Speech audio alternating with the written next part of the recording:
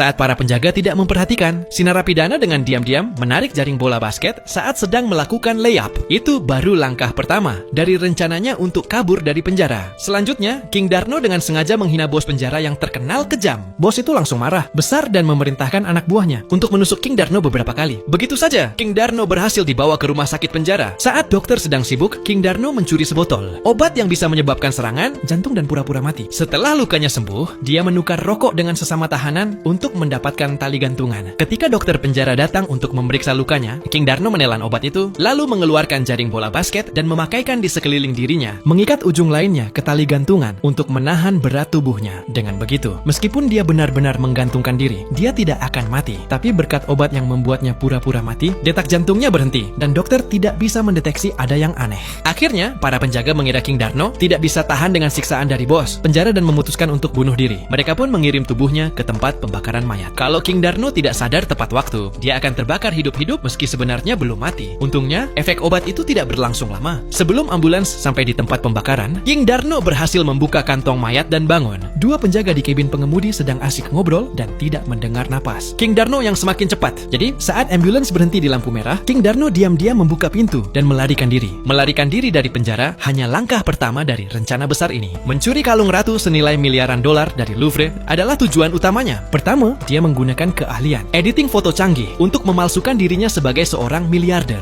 Yang lalu pada hari lelang kalung itu, dia memenangkan kalung dengan tawaran tertinggi. Dengan begitu, saat transaksi, orang yang bertanggung jawab akan mengambilkan kalung dari brankas untuk King Darno periksa. Saat King Darno hendak menukar kalung itu dengan yang palsu, tak disangka, dua penjaga di sampingnya ternyata adalah perampok yang menyamar. Mereka langsung menggunakan kekerasan, mengikat orang yang bertanggung jawab, dan King Darno lalu merebut kalung itu. Menggunakan identitas sebagai penjaga, mereka melarikan diri dengan mulus. Di luar, ada kaki tangan yang menunggu untuk menjemput mereka. Tapi sayangnya, si kaki tangan mengendarai mobil sport yang mencolok, yang jelas menarik perhatian polisi. Mereka pun langsung mengejar mobil itu. Yang lebih sial, kemampuan mengemudi si kaki tangan sangat buruk. Mobilnya malah melaju ke tangga dan menabrak lobi. Kelompok ini langsung tertangkap oleh polisi. Begitulah, kalung itu berhasil ditemukan. Tapi King Darno sama sekali tidak khawatir. Ternyata, saat para perampok menyerangnya, King Darno dengan cepat menyembunyikan kalung asli di dalam tempat sampah dan melemparkan kalung palsu yang sudah disiapkan sebelumnya ke lantai. Jadi sekarang, yang dia butuhkan hanya menyamar menjadi petugas kebersihan untuk mengambil kalung itu.